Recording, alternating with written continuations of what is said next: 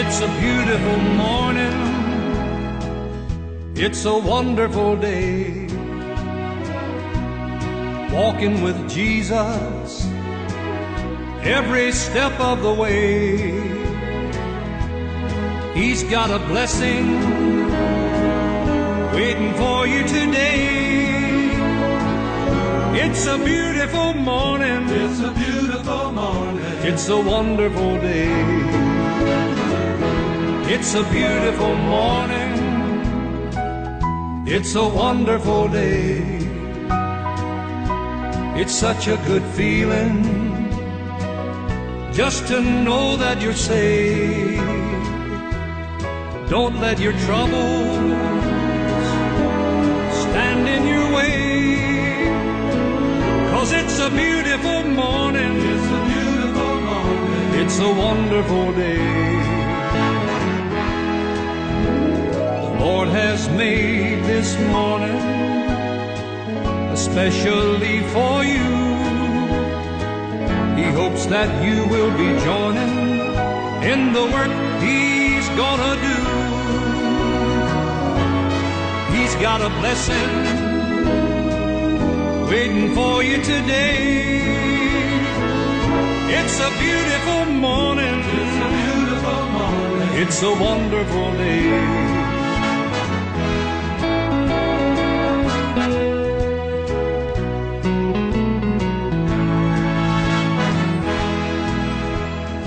Lord has made this morning especially for you.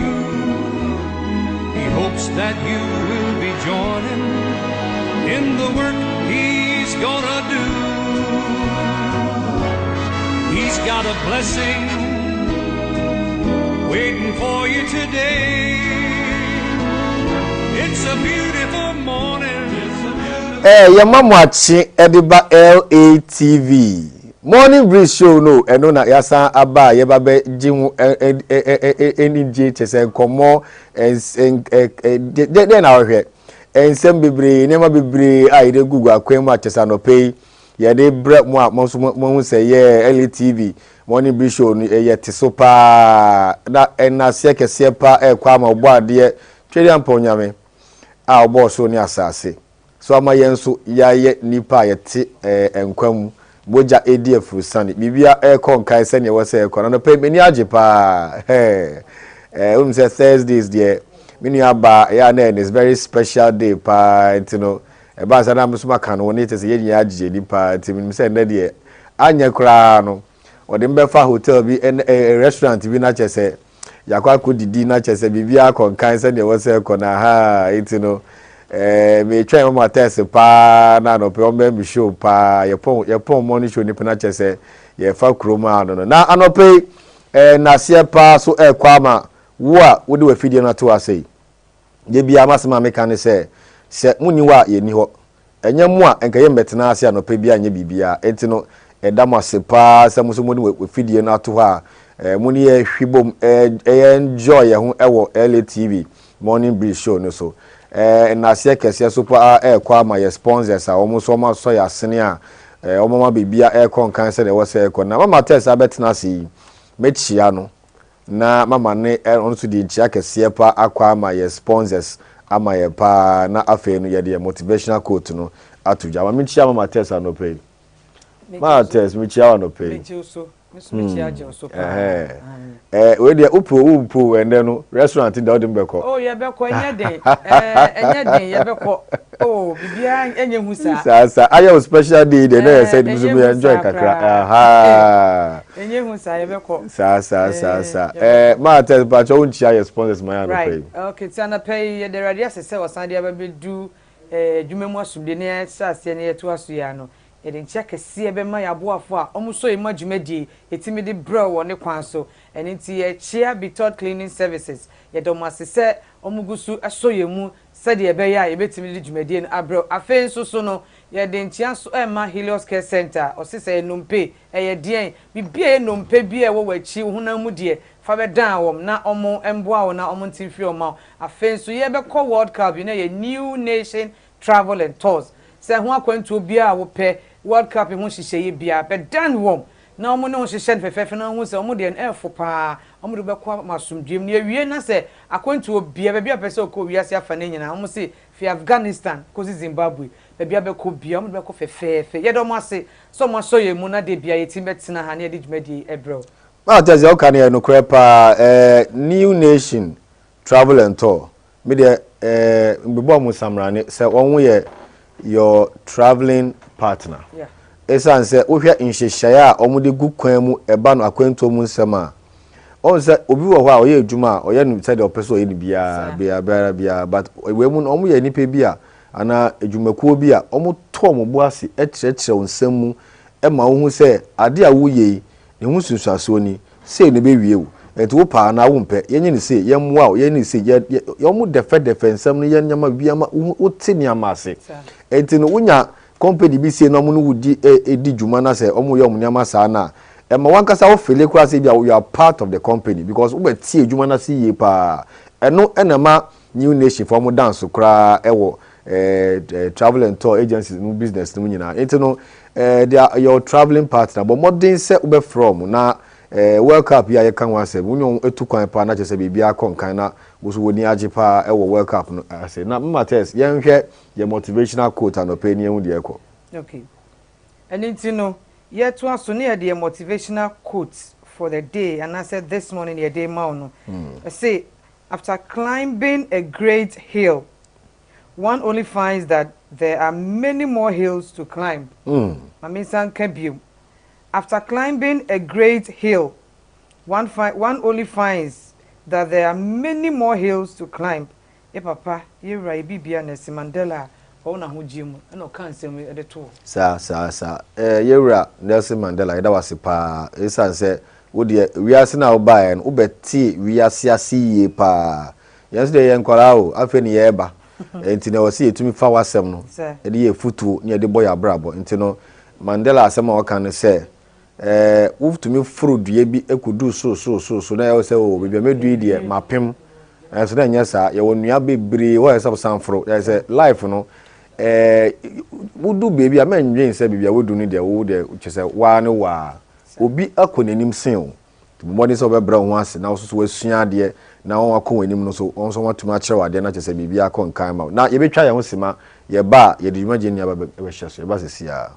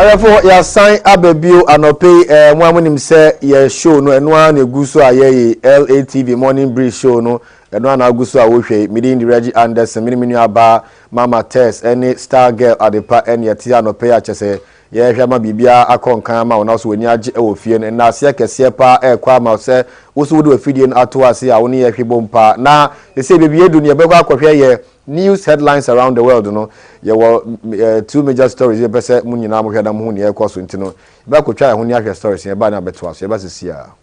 He broke every mold. He changed the world. Known as the mouth of the South and Captain Outrageous, Ted Turner built a media empire that changed cable news forever.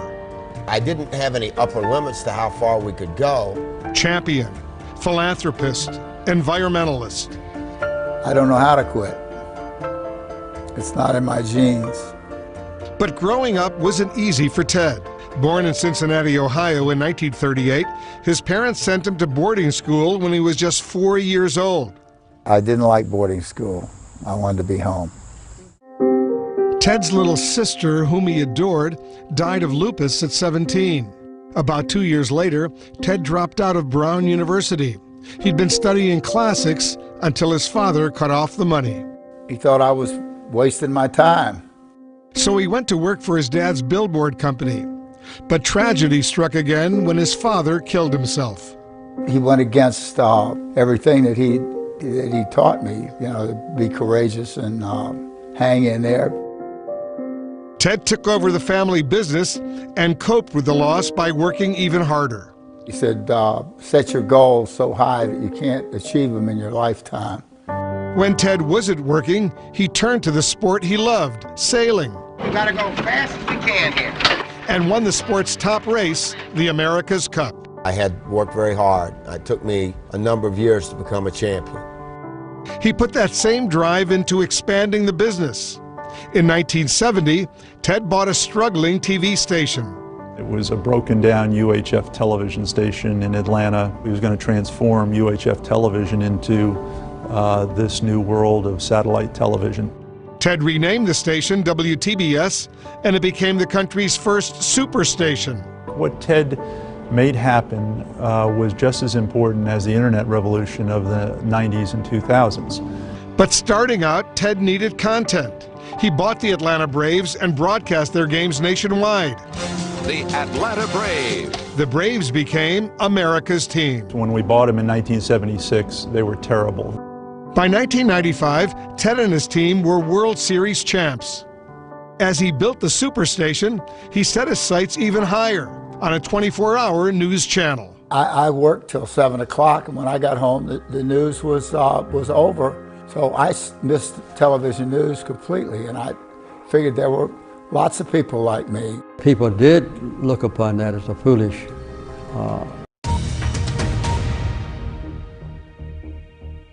Hello, I'm Marianne Mashiri, and this is the Iran War Today, our daily briefing bringing you up to date with all you need to know on day 68 of the US-Israel war with Iran. Well, let's start with some of today's key developments. Iranian officials review a new US proposal to end the war. Meanwhile, Donald Trump threatens the most intense strikes yet if a deal isn't reached. We'll head to Washington and speak to our correspondent who's been at the White House assessing the details of claims and counterclaims of a possible deal.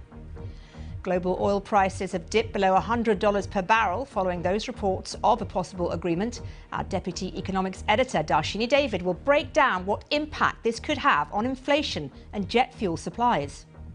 And in the last 24 hours, we've had rumours of a deal that would loosen Tehran's grip on the Strait of Hormuz. The US is saying it would pause its operation to guide ships through the strait. Our world affairs correspondent will give us the big picture of where we are in the conflict. Let's begin now in Iran, where the regime in Tehran says it's still considering a new US proposal to end the war.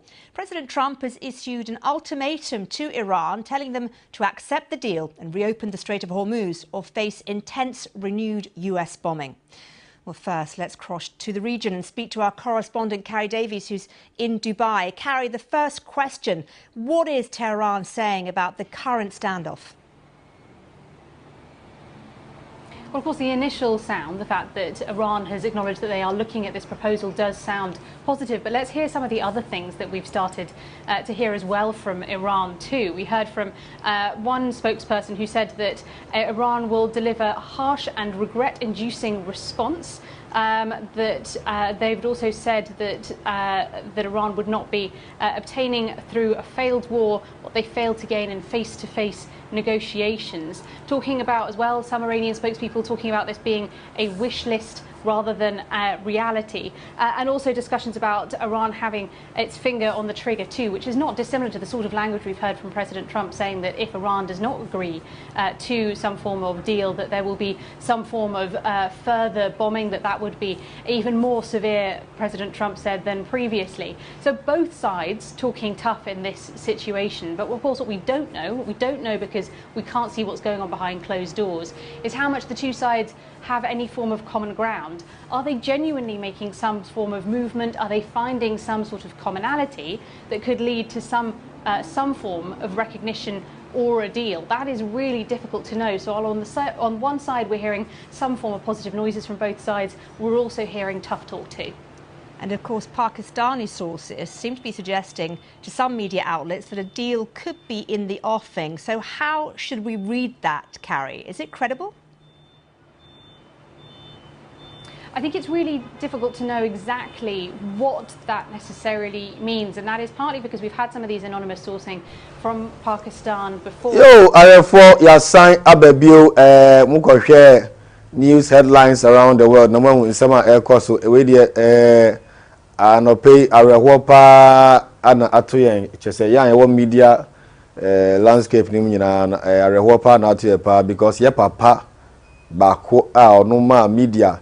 Ejuma no ekọ ni mo journalism ekọ ni nimpa Mr. Ted Turner to see CNN and waka baby at the age of 87. Yeah. And you know media for journalists near what we are seeing na no pay obia rahopa but nyame fa ne kra NCA wa bebo ejuma pa ama wama journalism na koneni mpa okay CNN standard.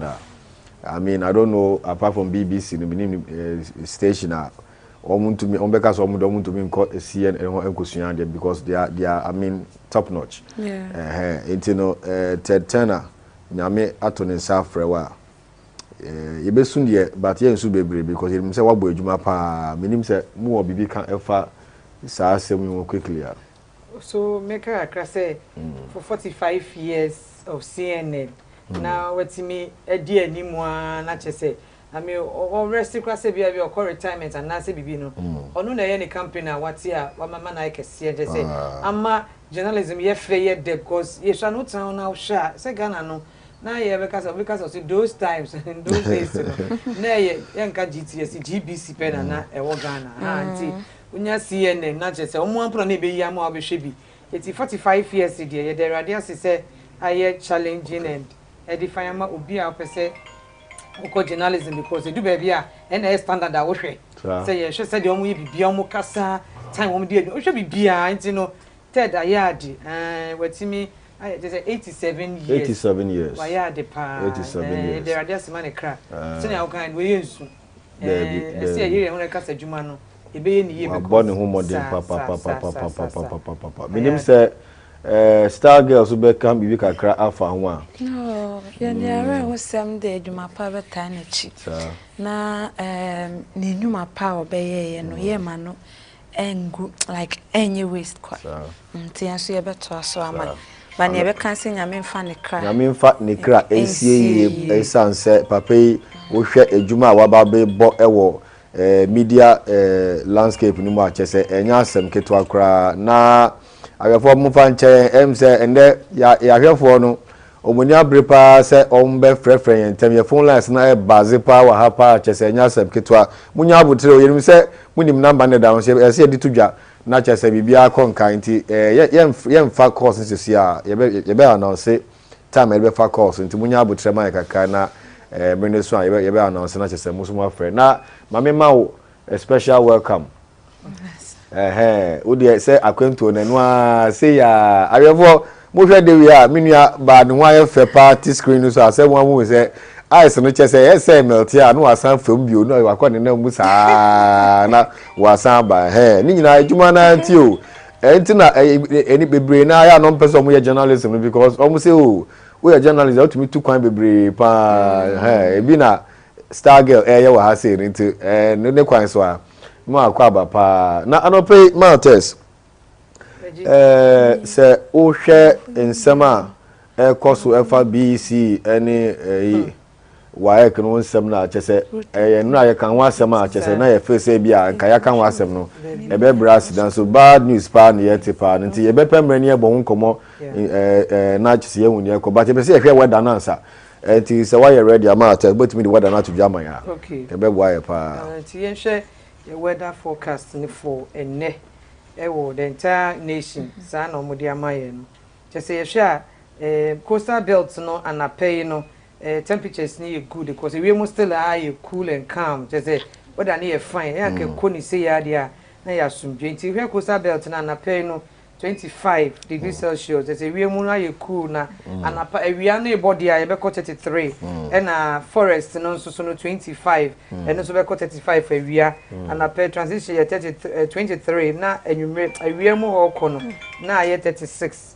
na northern so no northern Ghana so anapenya ire nyamiase northern Ghana so ye very cool pa eno so ye 26 na awia ne de ndie atadwen 40 na omo befem nti no omo ye na ye hwe sambre na o say mist and fog patches will form over a few coastal as well as parts of the forest and mountainous areas this morning with partly cloudy conditions prevailing elsewhere from mid-morning into afternoon, mostly sunny weather with intermittent cloud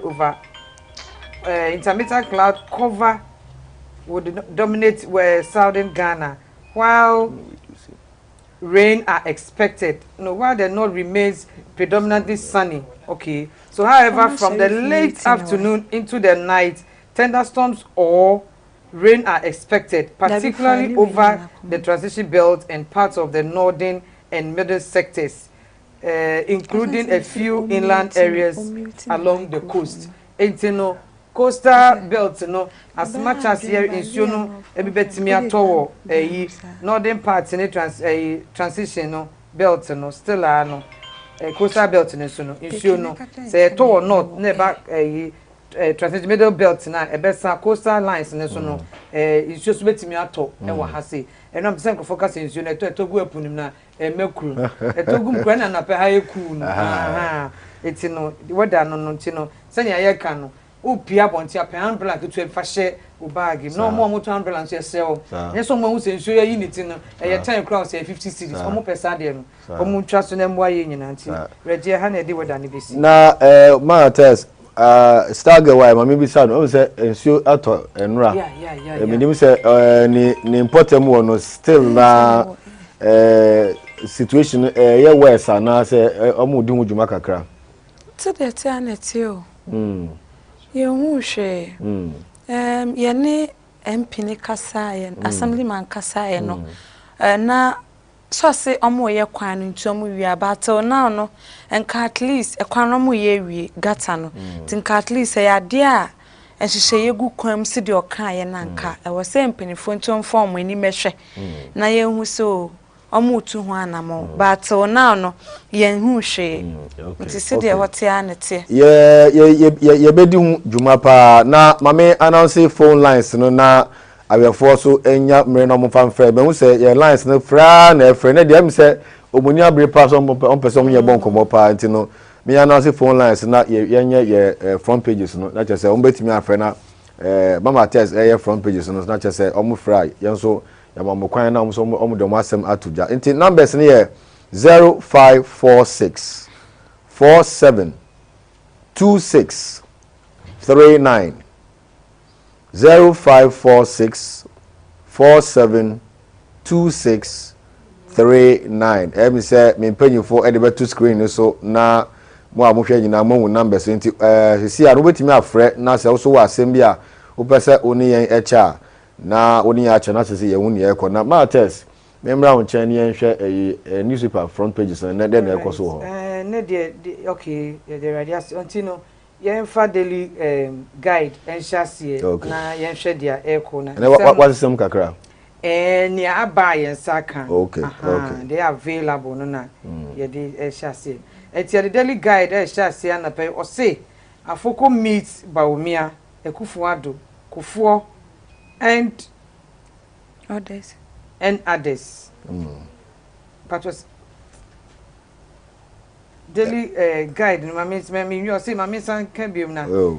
Yeah, network near them. A focal meets Baumia, a Kufuado, Kufuo, and others, It's in a penny for when people muna, a kukuda no makushia sana. Military officers whip teachers in Takwa in Suayem. I mean, the beg Gumare. Ex Buffer Stock CEO denied access to lawyers. Okay, so Temameda, police chase killer soldier with 100,000 Ghana. So Kaisa story, no? Mikai. Bobo Pao. No be an ever done for. Walk of Obis or done for Ombe Petua when chain na Adiachin, what one acquaintance to us. Because we must have Sika or them, you know. Just phone call. Matters with that would Kumasi celebrates birthday boy. Otumfo. Kumasi celebrates birthday boy. Otumfo. Ma asante hine nem kwaso na na ma kwaso. Niche na santima kwaso nye fe ni Ghana nyina. Etimede the Chronicles so etwaso. NPP chair race. Paula Foko buckles down. Meet Baumia, Kufuor, etc. Say Yura Afoko. You see the near brepa say sa position radio Babe Papa. Ohe nyama wa fem papa. Say make catch say oya the Mandela of the NPP. Say yabem. Ebe de ba kosi. Okay. So roads minister mad hovers low pace of work on Techiman Wenchi Road. On kosum mani bunfu na omutimi nya adwuma na se me de ka me nko ade a ka emba basoti and son the Simon Nemuni ade nya guso Ghana omuye ye roads na atwa 30 years na roads ne ye kama ye nuanu ye president fa ye fama wo no na omujiska na side checks na enye die tie fa nye roads. Inflation rises marginally to 3.4% in April. A people who do not cherish animal life will fail human life. Wow. Very Masapon. And also the by say people who do not cherish animal life will fail human life. So the Ghana for yen value because yen the animal life and shed down here is okay. Ma tell we dey miss I mean twa no sima na yesi obi aba homa no so. The enti ono so ni opese o ka che na ye wi ya to aso. Hello. Hello. Hello. Ebacho, mbet mama nini so kakra ma me na me sheda ante nini ye. Hello. Hello. Hello. Good morning. Good morning. Ebacho, why na ka say? Ebacho, Honorable Helena send me ma Mantiase Chado. Oh, honorable.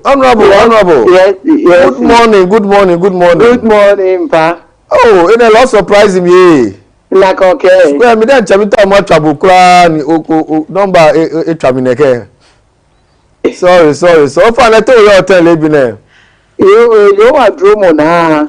Wonder page ma wuti ake e haji papa e cheliwo. Oh. You wala ifita wala e hawo. Wo iradon. Wonderful. Inake yemi so chile ni wo picture bi mo komeke na gba ikuma ye Chado. Anukale. Ehane ke wo gbejigbe ni amepe famune ni ike na agba baba umba Anukale. Ni wisha ke wo mamini ji Honorable Ritana Odoli Sowa ke wo MC Uniji ni Anite Afredos ya imagine mi akebe otime ni ababa bon ni chumo bona finish na ke na agba inu wo na ni ise afo shi opeje ma wo eyi bu awo keje ni ameje nu chumo shishin ni na gba ibaye amebon fimu won kebe san mago man bi atu na kebe ameya fu yo adenche ebutu ni wo hien yen lo hu ebutu akebe yen ajenu tumo ti wona ka ba fili ba fifen for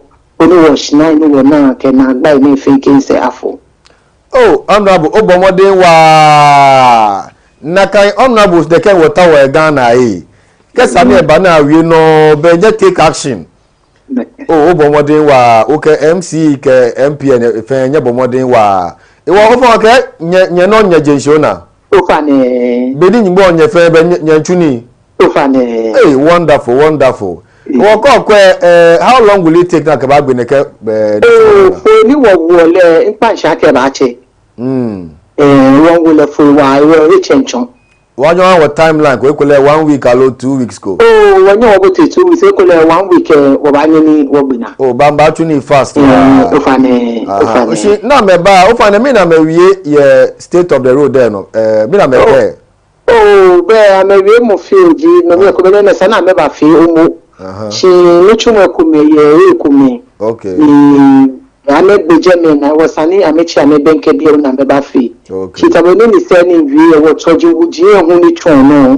Ni wo ba ma ko na me fi le ojupa. Mo na fi ke chodi uji chon me de nche ko le pe na gba ko akabadon.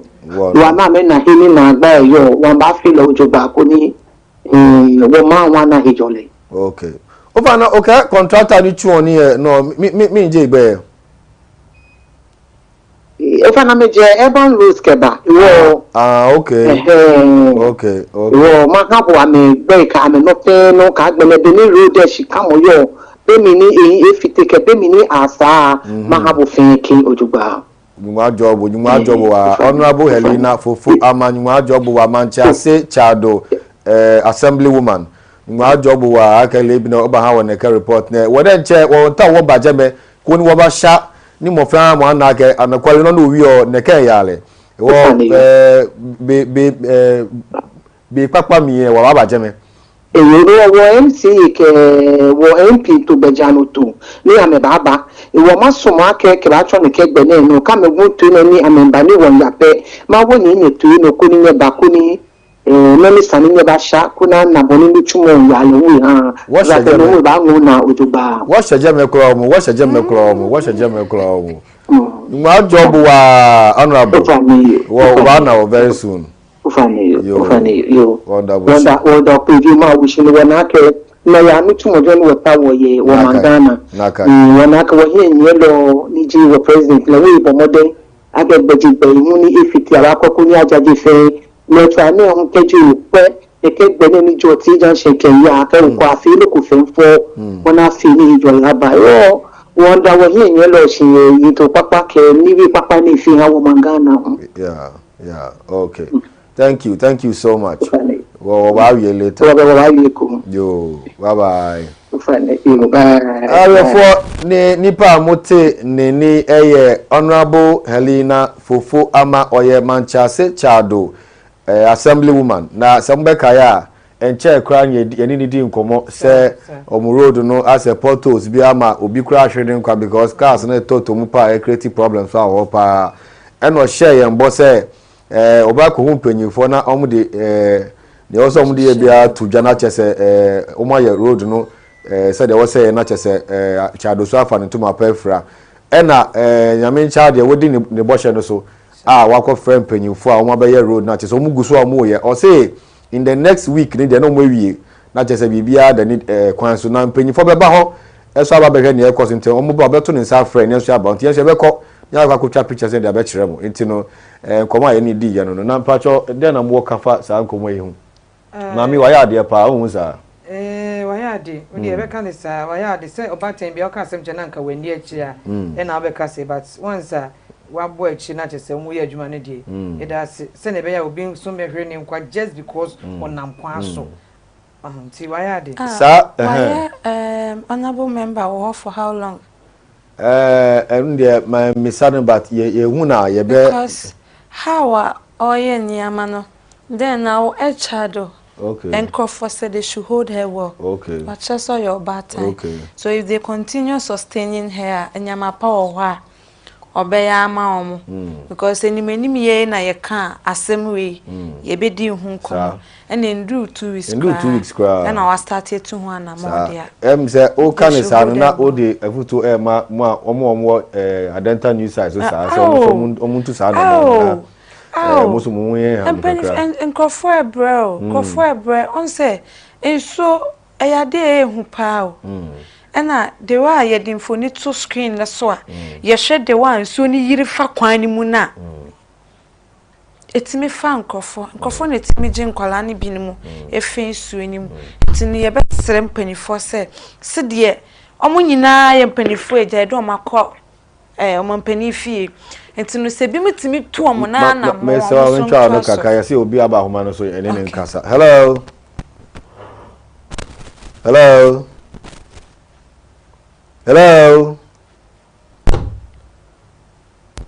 That's all to me, can. Hello. Yeah, good morning. Good morning. Henry Martinson, and our line is on. Okay, penny for way me correspondent, Accra. Okay. I just say, also, person only a deal come Accra, and to know a person man the corner or to also on the Okana cemetery.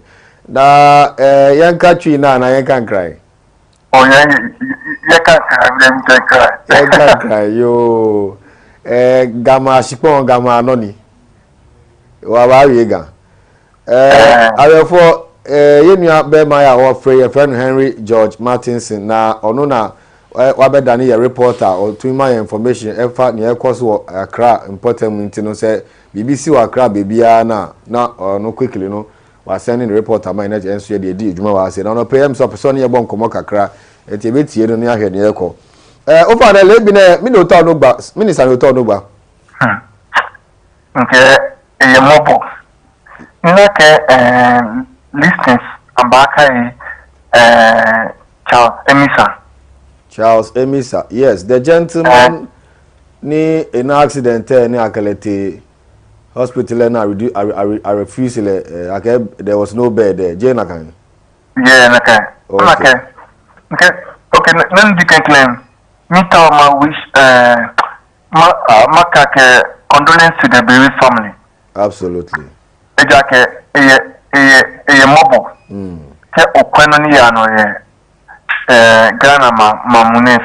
The health sector. Sector.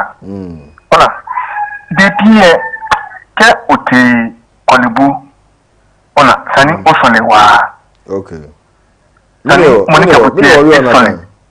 me ani meni ba ko be ame kwabu na me ame follow no wako otole or the last call duty of care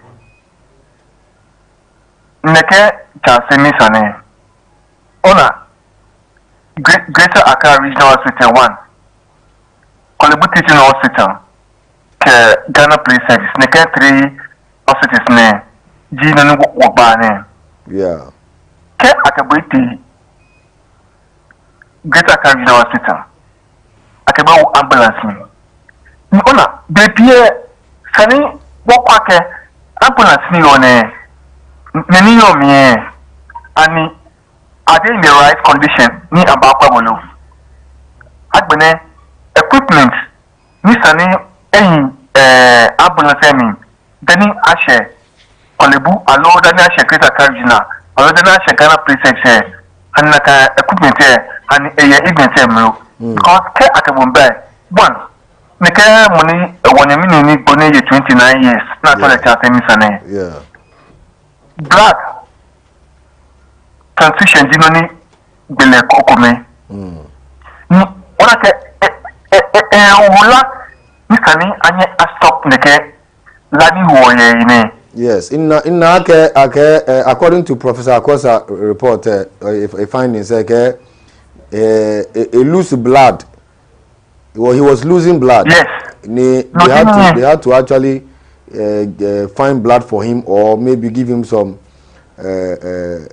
intravenous all of them refused. They said they don't have even bed for that treatment. Ni ambulance they also didn't have that same stuff in the vehicle. Well, I think that was what caused the the death because a loose blood wa. Bona edi ni kuni yo na bawa dike akabusheje bepie no ko me okay over the years nimi study me pia bizaji akaka o mene ani banye pelo mene ani eskalo dike agbune also the word hani the basic equipment mo yo alo basic equipment ani hospital and a hospital interventions can it be fair? Say I like health sector. Health sector no no beni akle by 10 minutes able to by 10 minutes ne akle shekolebue ni inyemi ni well, first of all akalete my hospital akalete first. First of all akalete Greater Accra Regional Hospital. No, I refuse. First of all, I collect Ghana Police Service. Police Ghana Police Hospital. Police hospital, yes, around Dankwa.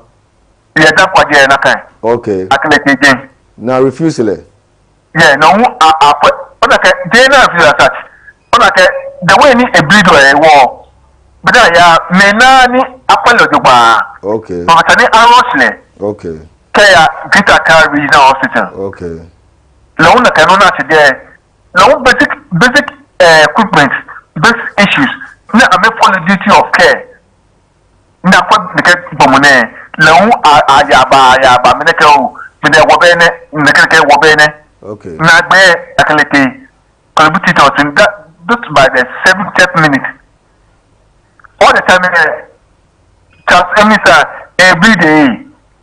Sure, but money oblencho ni la enyoe ni anye akwabujuba ni kala nyoe na anya akwabujuba la nutiro ni mo bobode anwe ni wo yo wala nkeni bi ni ke ola la ne te ni anye akwabujuba mona no 10 minutes obada emisa alo cha emisa ni emepa alo egbo mona ni ko okwa minister for health ni kando ejino ko ni eyu yake sani apanish neke magia gbeme the doctor from the very health expert ni o neke sani na ni no eka ke sani medical and dental counselor ke with the various hospitals that they find themselves sani amekwa immediately ni ame punish ame see the question is that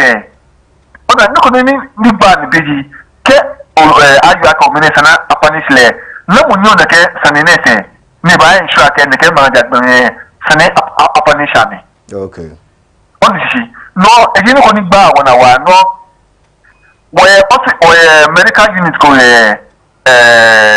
37 military hospital then first soldier pe allow many 37 minutes and me play I can see because of this happens in war agbene care for the care but emergency how do we attend to someone who is suffering emergency how do we attend to that person someone le bini war emergency bini acute or make no antale obada enmewo ejake wo lack of medical care ni doctors ke help expert allow help the new health sector workers no no mune ni a press conference and work atani na kama jagbe me anye akoni doctors ni fi na kan ni bi me some punitive measures ni serve as a deterrent to the other doctors in the health sector. But the issue is that Charles Emisane, because a sani eba limelight me Nwani Arionaka, I'm sure there are a lot of people who have gone to hospital ame bewale. They sana attend to ame ni with the same kind of response. Ni because the matter did not come into media me wo ale no kuna megbu na punish muku. Aloje nakan. Nakani. Ona ntake ni kama jasa ne ke ya tun. Ona nemo yo je ni expect ake me kama ja agbomu ni bewale kumu ke oti kolebu the other health centers ni where manemi ona if me ko net equivalent ko betene ni sumo be no ko wo chona ke me ba ko me nurse ni so te bi nurse ko te equivalent ona ni nurse ni sani mo ongboni akle ba hospital sana ko le wona ni nurse no ni sani ko le enye efe ni mo phone no ona etini ni ko mani yo ni egba wona wa ona no sani ko bita pe ni ke abanya na meni ke oto no se mo lele eto ni famous je ni mo ko eto ni tumu le tu wo de na ni tumu wo e ke enu tumu tumu etini ko ni gba wona wa no mi yo ya ke onyemi ni na egbele na ni di chance mi sane anya dum no many I can correct all the mistakes in the past. Okay. Because the case of the birth syndrome, it didn't come in by Dane, about Finukuei, see Abana, no internet, Kaswa, Moko, Leon, Enyeo, ni Apo, Apollo de Bar, no name met by Alo Igbo. No, a double Akashi, where my name, where doctors, where many Lenny were, the can be near saying yet, but the owner, Tomatis Many people say, oh, so when you put me to that minister, yo, like any big bomb in the air, yo, Yakoli Mooney, okay, yo, Harry, all you are done, Cabon, all reporter no come on, Labine concerning as Amy and Majobo, while you come. Yo, say, sir, same way, Yanayati, Yamunia Echo, but the Emmy then say, yes, say apart from minister no ne directive no the man say yam punishes uncle for no hospitals na kasan pay for so are directed that says uncle for they should be punished not say enya dey omeka say they don't agree with minister no there waka na enkofa conflict be am so that omo mu dey change so be hu say ampa ye juma na ye no these are the ethics say na wosem ye say na nyesem ye na nkoye bi basa be e asema a sefem pa say obi ka abono ka na ebo no odwane oda ho nkofo atam ne de na ba hospital mo say yet me hwa no because bed in ho I mean there's a difference between bed and first aid a clear difference but you be to isolate and person ma test ewie ne front pages na ye twa ye ho kakra ye ba na beto aso no kren so ne say ya na bed wo ho me opani bi wo Ghana hospital akesie pa de di mu akoti o man nyina mu no o chere me the reason tie mu ka say no bed no bed ni we the emergency ba wa na no ka chere me bed wo ho na no ka chere me pa mo reason tie mu kasa aha me wa chere me ye kaka ko de ye beka because bed le ya na wo entimi si say there's no bed there me say o see bed wo onu kona ni bo sa na ye mo yesa bed wo ho me o senior staff aso so ne nsa ya chere ye be basa case no so pa na me de metro lens and so the lens or see the metro lens or see police declare Prince Kra wanted for murder.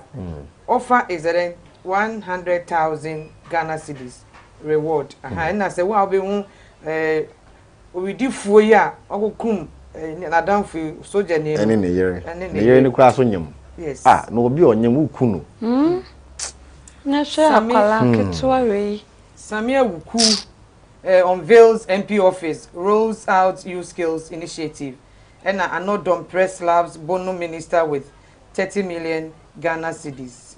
Page 8 have been defamation suit over cocoa smuggling claims. President Mahama salutes IGP Yuhunu's police revamp drive, and on the metro, the lens, the metro lens. Into young so the Ghanaian Times and so on. Now me the daily graphic we or say Ghana requires $22 billion to fight climate change. Minister Enna Ekano say near Juma de ebi wo 22 billion. Okay. Which destroy 84% of rice harvest here. It's in the news. VIB unveils plan for Africa wide digital trade integration. The government rolls out solar irrigation to boost vegetable production. Omunyiro mohona yenye bi embuso Ghana. Enti me de my favorite daily graphic edi ewia o say the Mirror Labadi Beach Hotel promise unforgettable Mother's Day celebration. Okay. So they are saying it will be in the Mirror paper. And then medical neglect, 7 to face disciplinary action over Charles Emise's death. And then Gomwa Central will be Gomwa Central will be West Africa's trade hub within 10 years. Honorable Kwame A+. Honorable Kwame Asariobi A+. A+ is nipa de obesa ya no aye onje tanechi Ghana, 2 others pilot AFCFTA digital trade. Vice President says new corridor to eliminate delays, high cost of intra-African transactions. And also soon daily graphic. Yo, na bibia yedu no yebekwa akosua de na yesua de na yesre kakra enti yeduru I love my accent segment no yebekwa kwhwe ne abasesi ayeba ma test e de health segment ma beto aso yeba sesi a.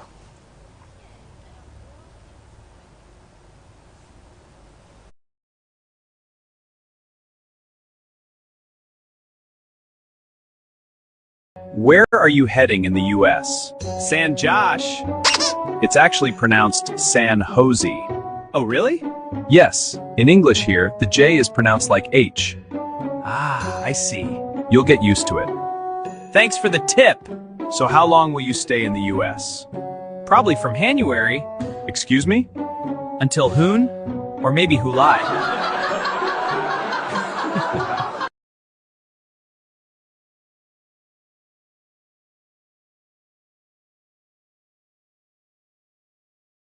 H-O-T. Hot. Pronounce H-U-R-T.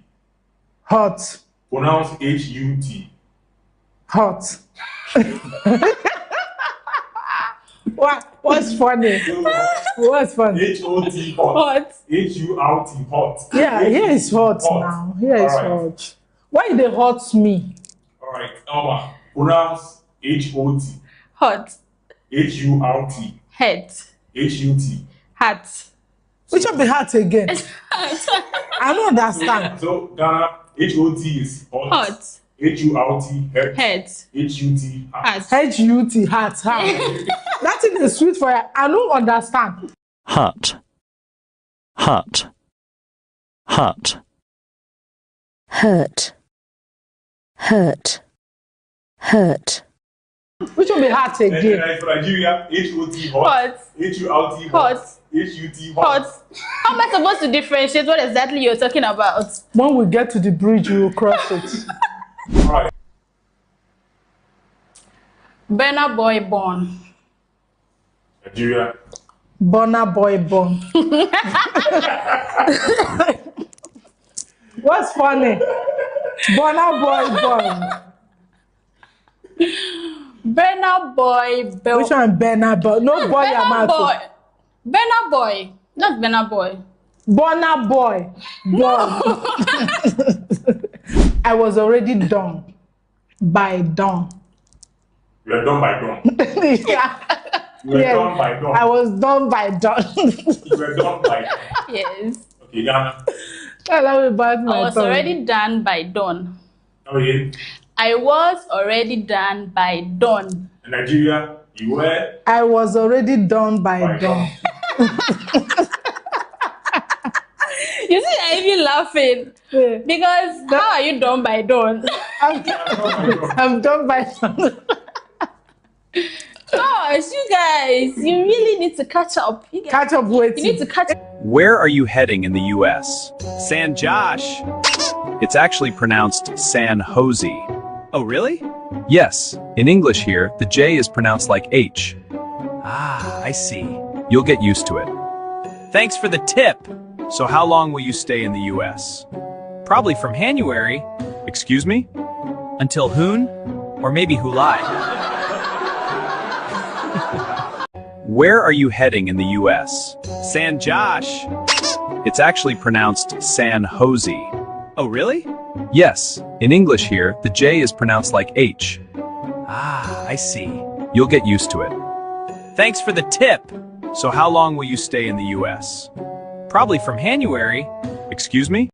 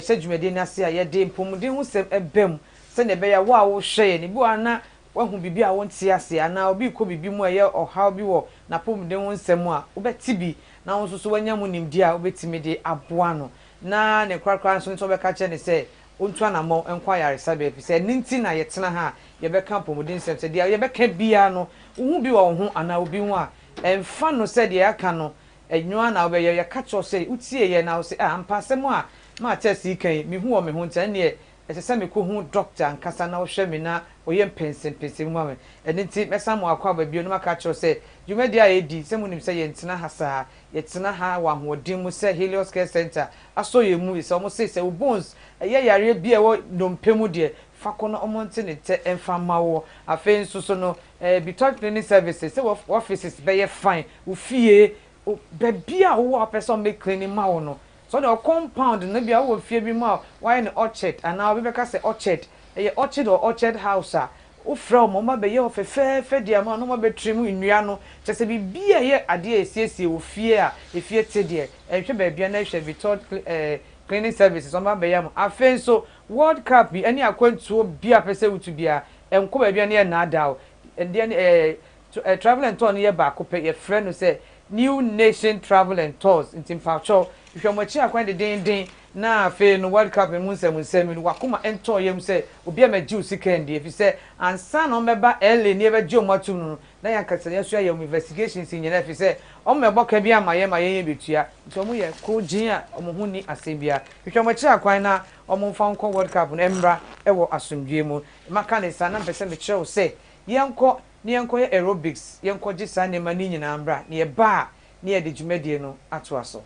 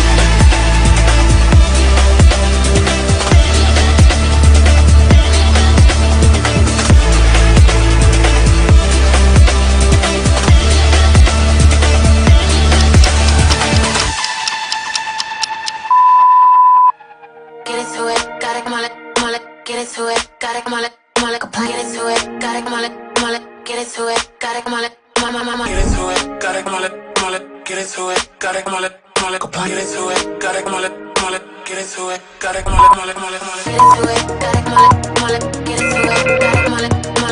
into it. Gotta come on it, get into it. Gotta come on it,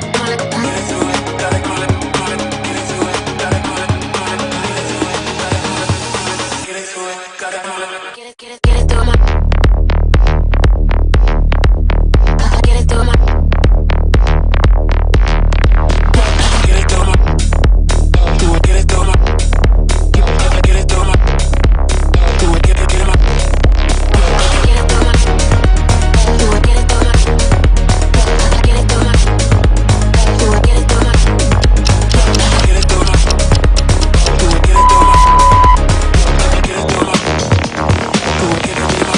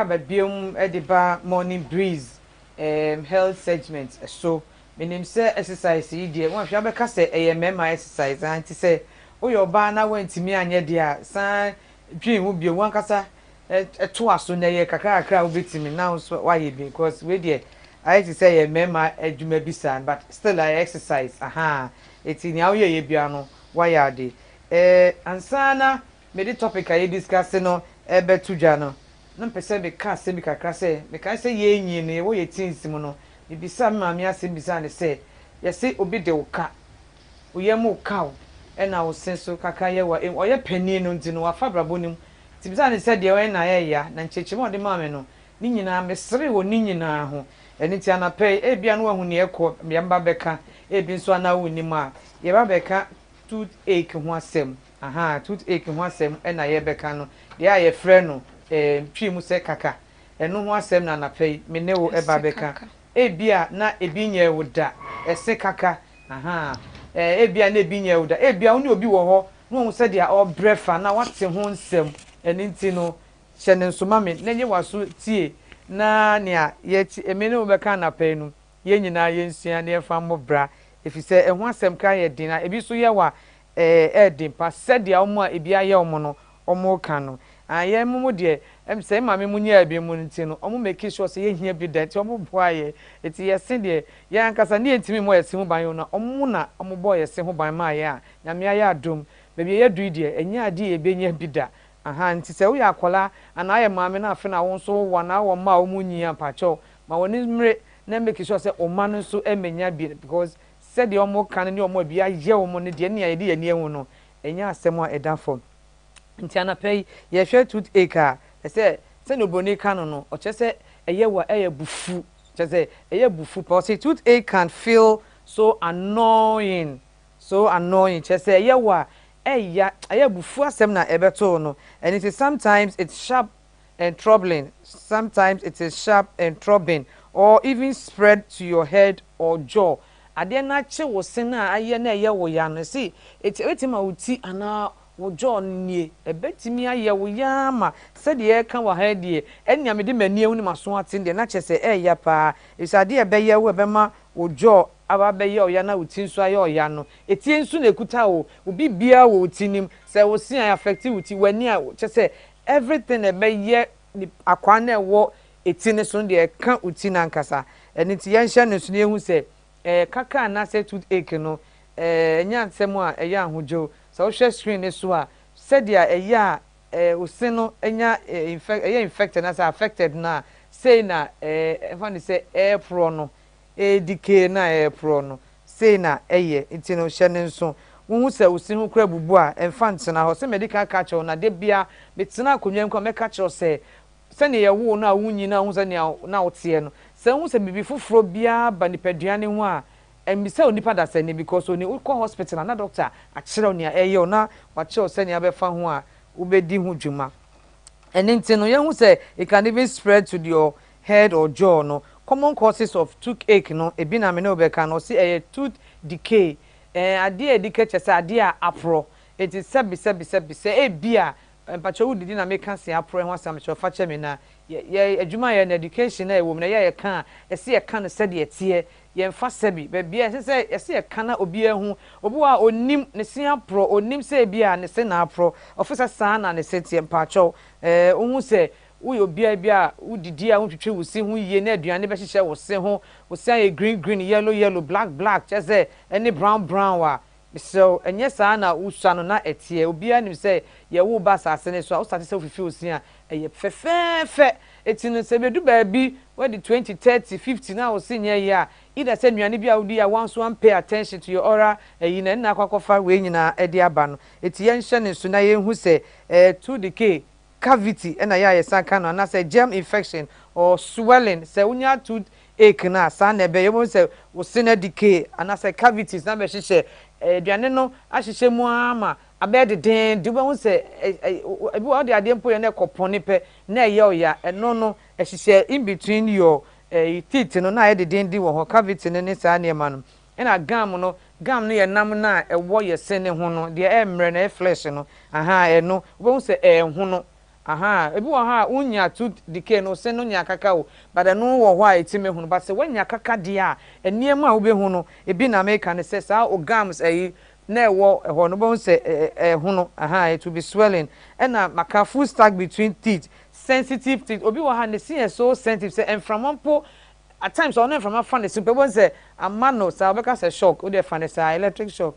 na a man say we say fe what so wanum wakata wan no because 1% from an because so alcohol so we say no ebe aye sensitive because of toothache na wenya no and na bo say we say no tooth was cracked or say cracked tooth bo say we say ne bo na emu apa enya say we hwe no so na wisdom teeth no e ho na asem ne wo no so unim wisdom teeth na esine e say do dom na ye wi eye machine ankasa na ye wi aduane wo so nyame de ma ye no eno e ho na ye na kaka ne kohye aha nti on start fi obi a bia ye obi a ana wonim obi no wo hwe sere ankofo timi so pacho wo hwe screen ne so a ene da ho ano odin se wo ti okuta wo sensa na watena wa na afi wo sen abedike na de ohawa ewo mu e de abro nti pacho ye nhye ne so na ye hu sa se hu sa ne ma yi a entena ho aduane na obedi am pacha se wo na ya wo se obi ehu a apart from so be hu wani wo physical appearance wo first point of contact bi ya wo se because be bia wo se na kasa obeka se me be sere na pacha wo se hu nya de ya na na odi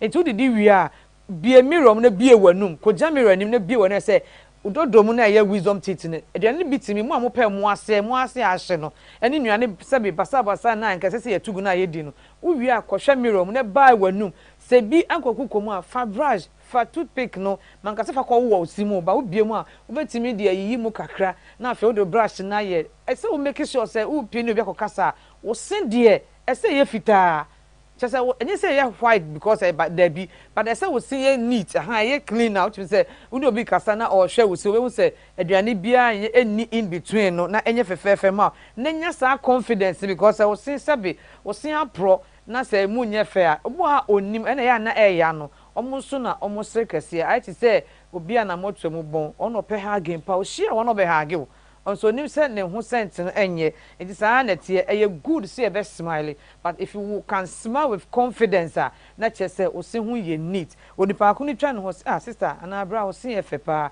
me a metai ka kire obi a me hia na me hu say ene be hu na e fa me ka kire say asimesi abcd efe to aso na ye eniti ye share what you can do at home abra wanya kaka no eho na ye share kaka ne de me se eya pa me ne nkofo atena me won penifo me na me wo mo na se a chese enye easy ebetimi aka wato untimi pon kasa obi kasa na opako ne hu ya wahi ene ebetimi to abra abo ne so no obi nya wuhio but the mere presence because obi bisa wasem no aso jo na obu afu a on se na obi sen aye wo tv ne so no eno kaka na diba eti ahwe ne ma bia se ewo aye wo na wo fi a obetimi aye and say you have to rinse your mouth with warm and salty water. Rinse your mouth with warm salty water. And say so shane so ma enchire you aye warm now they are go good all the time. Now I say do on so brush it osino gently we krokro onum kakra now what the brush ne ya no aye ne boko afia say we we pe oyiyi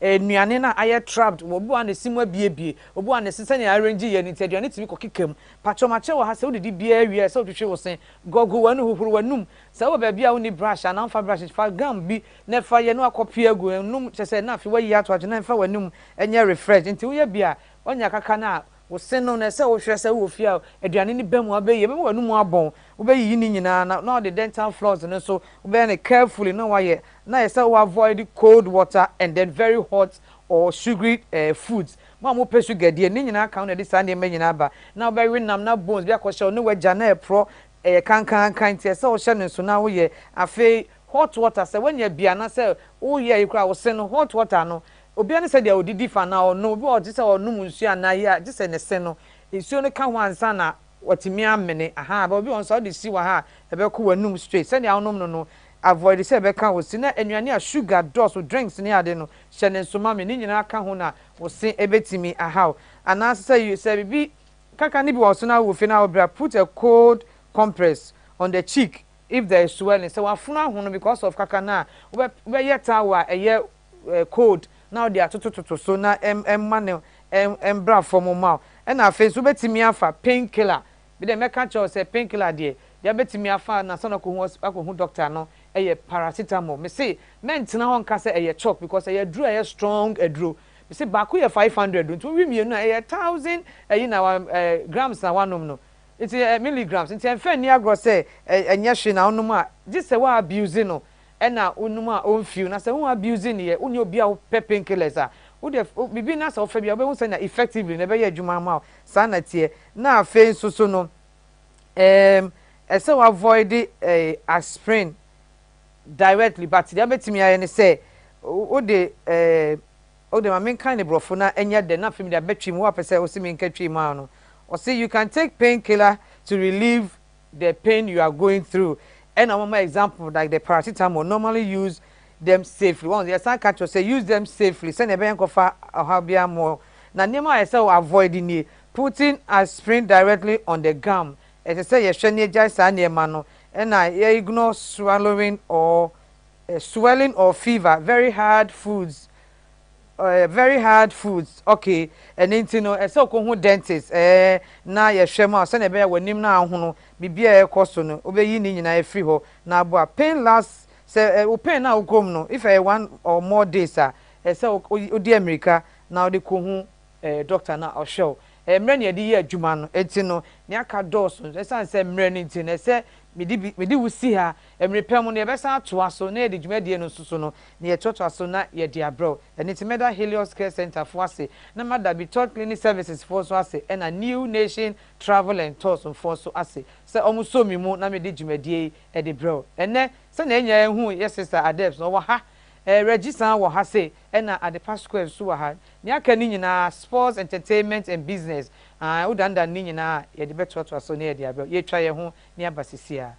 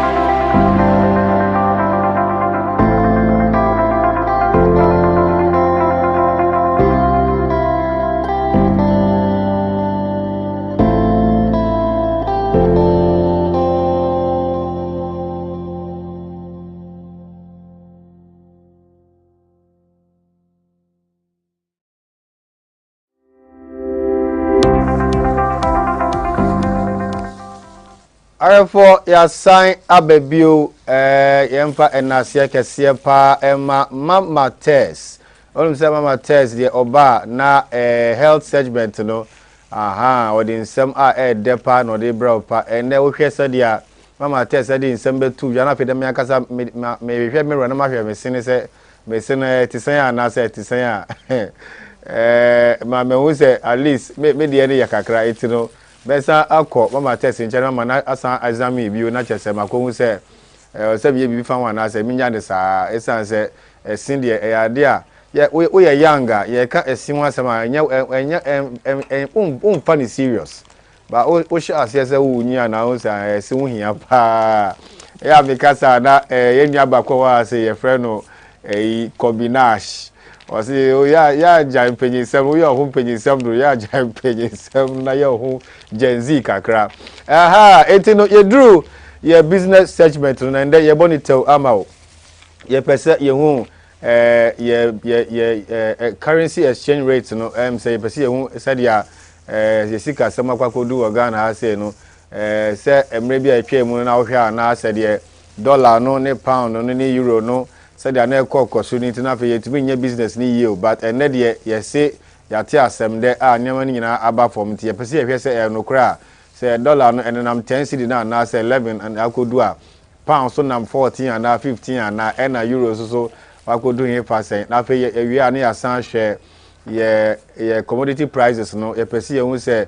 ene ukoto petrol oil ukoto petrol uto crude oil uto all the commodities na one market no so uto chese we pese hu ni bo ne hu se ya ready se be come market na say ye nye ready se san ko tututu kaka na ye pese kan bi kan ne hu de ye nim say ni amba ne de omu de ba no strategies are the come market omu ni mu strategy pa so ye mema ne de ya na ye pesa tisuma bi ntino say ye prepare and san ya ko tie be hwe ye currency exchange rate ni ahwe commodity prices ni ba na de bia beto aso ye ba sisi ya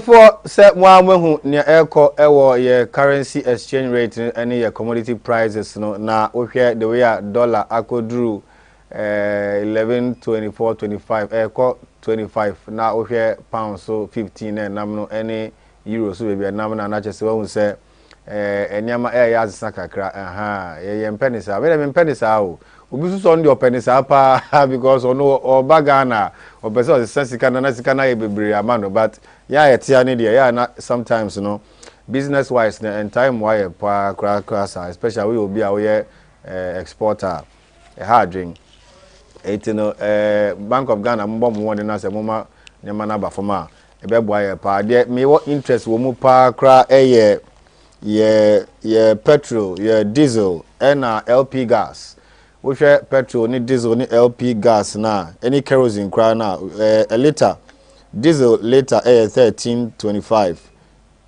diesel liter 14.30 petrol 13.25 gas 13 gas no in particular ade a mpanyifo enhwe no mu di hu dwuma na emra fo maye esan se say no ma test beka bidie no na ema ye yare no bidie na ema ye yare enti gas no de abomodin ayesuan se de use no ye ma efie nhihye ye bebo hu bonde na chese ye abo hu ban na bibia konkan na se de bebre na akra de mo cylinders no kwa abonten na omo de cage bi ahye ho sa no metal bi ahye ho na chese protect no fine obi antumi wi a enti no ye protect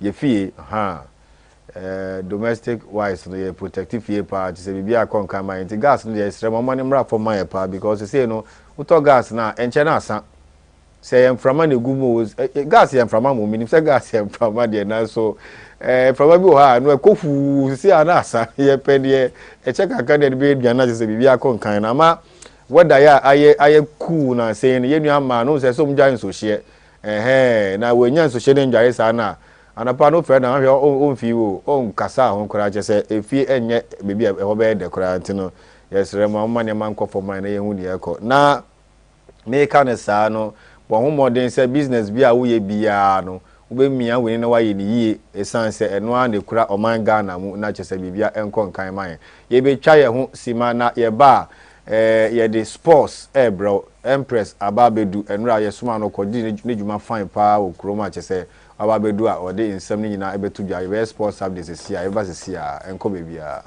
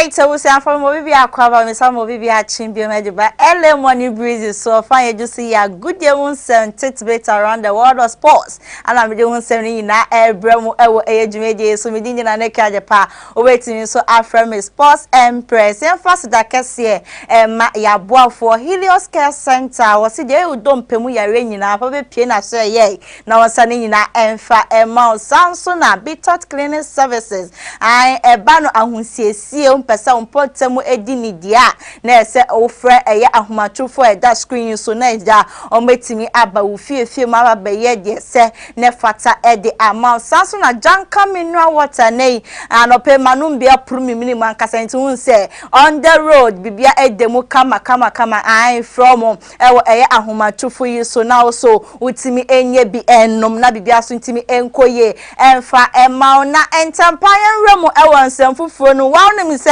enwada Champions League echo so ani Bamunchin any eye PSG Boboko no around the rain town so ndi nya sam ketwa pinche na say na nem say guy ni je o buy e ano na so PSG for che say yawe pe wale asare na nja moboa kra moboa ani inti PSG Boboko no etimi ebo eka ba kwa bayan so etimi etimu ba ku nemom no ese no aggregate na yedi ehwe ne koye 6-5 against Bamunchin Boboko na wonim se gaye ne de ka na abefia ne senti Bamunchin entimi ankopie mom ewo finals ni mu enti no omni Arsenal ni PSG Boboko ne be kopiem ewo UEFA Champions League no finals no na wo so ebrepa no se ensaka bibia ye de wonsem ni nyina ebebram ewo dwumedie so na nyame adoma one say games ahudo na to aso ano no ye guso era weekend mu ano na ebe piemu ewo Saudi Pro League no mu dia na se anoso Cristiano Ronaldo ni team na no mo game omni Ashoba enso ebebo ewo hono mu UEFA Europa Conference League no so no Strasbourg eni Vallecano enso edi behwentam so ewo hono Samsona Crystal Palace enso ni Shakhtar enso edi behwentam so ewo hono yebe piemu nso ewo Europa League no so dia na se Freiburg eni Braga almost omo di behwentam so hono Aston Villa eni Tottenham Hotspur enso edi behwentam so ewo Europa League no eno 7 p.m. international so edi amame wo hono ni enremo ewo ensemfufo no mu dia na ekopiemu ewo Bamunchin omaka chenyo da enyama koye wo nyama o expect ye no kwa na Vincent Company edi sanka kaba betuja wo cheun sanya mi aduma next season ni die oyi pass nyama be koye edi amon se season antimi ankoye amfamo mu dia na se next season nyama aduma nyama betimi apeke edi amomu ewo hono mu na oni se manono ya oye goalkeeper edi ma Bamunchin Boboko ko no ono so edi nko kakra awo chomu se nyama aduma next season die omo jije na rehemu ye pa se nyama be koye edi mom wo mu se mom die o ma wie season ntino so mantimi ankopem wo Champions League no ja next season nyama betimi afa edi amom ewo hono Luis Enrique PSG omu coach ono so din san kakra baba betu ja wo chense na ni je sam kasiye pa se ne maternity mi abo mu modin ye pa kopiem ewo final no chesam ni Arsenal je ne je be difficult pa ewo final mu nemom no emene nkrabia na be che na wonim se anwa da PSG mante no kopiem ewo dressing room wo soro kupa enya sanketo akra ye Johnny feed ni brasese ya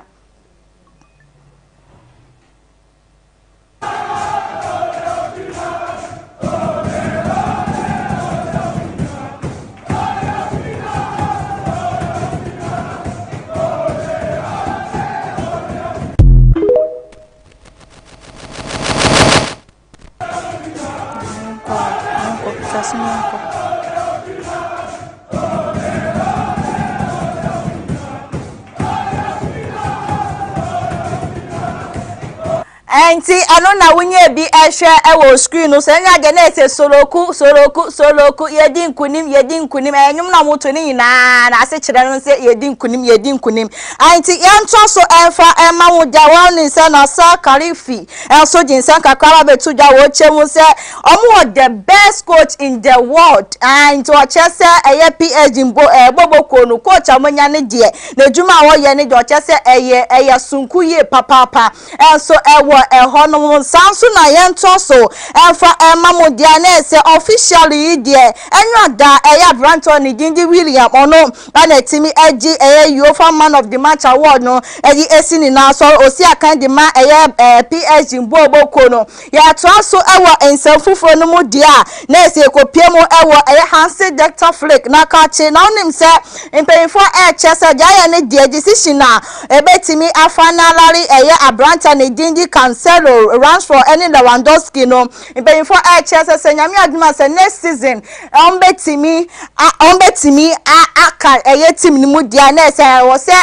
Hansi Flick etimi eka na otimi kan jana say mrante begu so ese o makan no like ama Barcelona Bobo Kono Real Madrid almost so din san kakaba betu dwa mu chen say dressing room one mu de omu hiansa insachira ye papa isa na say nyama ekoso ewo eho no won chese anu ye din ye papa so ewo ho na mu chese opanya ni din di Jose Mourinho ana we say omani edin echi a omu hwe nenim say obetimi abepie mo so ewo ho no na jawa ma discipline no etimi akoso ye pa ewo eho na ja betu mani ma no pay chese kale Mbappe ansha obetimi aka squad no nyame aduma El Clasico no so edo mani ma Sunday we yam ni basa Bobo Kono so betimi eda hwentam so no ne enwemo ewo amono ne ensem mu jane enwemo ewo Toni Kroos na aka chi na de betu enim se Toni Kroos na payifo hwe sanko betimi abeka sporting directors for new bi ewo Madrid Bobo ko benedie ono no sise anko betimi advisor mom etimi edabwa Bobo Kono ni ye Brian Kasaye jemu jawanu nse ya touch it down ewo Accra International Airport na je fi on mu benie blaster let am aduma na mu gina kwano omni Mali under 17 no ana de hwentan so internet de wakopemo ewo Casablanca no so enye asem keto akwanti ya we show mo all the best nyame aduma game edo wanim no betimi aye bibi kakra so ewo ho no anim se anya da so midday week no games ahodo na etimi atoja ewo ho no na say na results no kwaye breakum so Asia media mekwe 2-1 afei so Gold Stars ni Samatex de no ekwe 2-0 House of Folk Karela ekwe goalless draw Swedo All Blacks ni 11 Wonders de no so no ekwe 5-2 so ewo ho ni ebrini ntino enti say na edidi de so anya da games a etimi atoja eno no na wutimi enye bi ehwe we screen no so don say Ora Carlos odi nyame adon say na akaye two friendly match aye bebo ye ni Mexico any Wales na ebebo na ora di collab ya babonten na collab no mehu anto semenyo mehu Mohammed Kudus di na o wachi na wa edi ma body na so dia ma mu patu na say there is a fire on the mountains enti squad no dia ba ne dia omo no makobo friend dia e bia na ka che old players nso omo home omo home na we work up no makobo na say yema nkwale kwan no me dey omo mfa so if you for hara bi da kwan na me jaguja musami saka fi amno ne bi nyina e be sim nyina ne ka Poverty so I'm from Sports Empress emphasis that kesi so Emma New Nation traveling and tour. I want to say World Cup baby me my passport ready my bibia ready bibia kama into be so joining me and ye fro emotion reason to amanone dia na say free New Nation say na say utimi enya passport visa bibia wa ade say na ye bom pi na ko piemo enso ewo World Cup ni say jamana so ati na so humia na say waju tu nyame ado achi na erehia wajaye ware ase bye bye.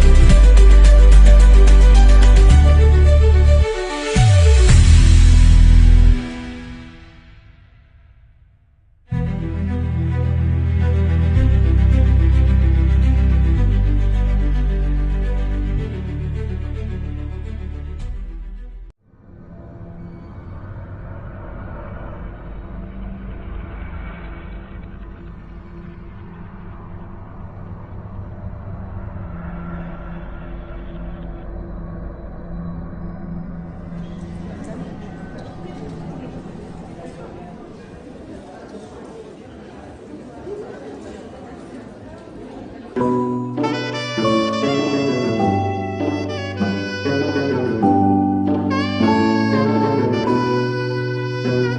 know be God, I go do some. Into me, I go do some. Me would have me cannot samasa. Open it, Jarian and Swassa. Ejuma, me, yo, Ejuma. Some memories, one, I go. I go into Musam so bien. And I can't explain my watch. Maybe I said to San Cranny. That thing ever come baby. See the goals to be happy. Men show the know somebody. I can't do it, my baby, me rest one and me go. Me baby, me rest one and me go. I can't do it, my baby, me rest one and me go. Me baby, me rest one and me go. Sometimes I think how time flies, and it feels like you never did nothing, and you can never bring it back again. So hold on your pains, yeah. This thing of it dates me, even though I take it plenty. So me gonna be crazy, I'm a siava. Now me bounce one and me and I go be God, I go do some. Into me and I go do some. Me who na me gonna samasa. Open in Jarian and Swassa. Ejuma me way too much. So me rest one and me go. I'm going to Musam so bien, and I can't explain my watch. We are sitting and crying. That thing ever come baby. See the girl know we happy, yeah. Men show the know somebody. I can't do it, me baby, me rest one and me go.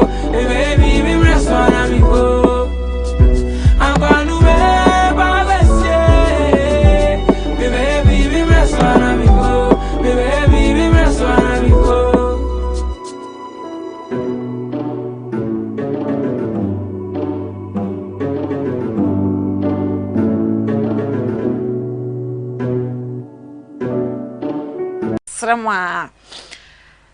Me did say my passport I ready because at the passport or the year what happened the year kwa G ni ankasa Mr. Reggie so me hu say business ni ya na sesia cedi dollar no ne cedis ni rate ni tie ni mu ye nti ye betimi ato ticket bi ni akwa G ni e wo what capi nti na busia ma mefa aseda kese e ma boafo a almost masini nyina Beatot services juma kwombo momodin paye say ba na hote ene ahosiesie say ye wo apartment hotel na wasi ofie wo office baby bia wo pese mesese homa bia bomodin na for Beatot services asida biem enso enkoma Helios Care Center obi a oto ase etwetwem unompemu eya wo chikasari eya ya esefa bibi spondylosis entino bomodin ne kopiemu ewo Helios Care Center amso omwo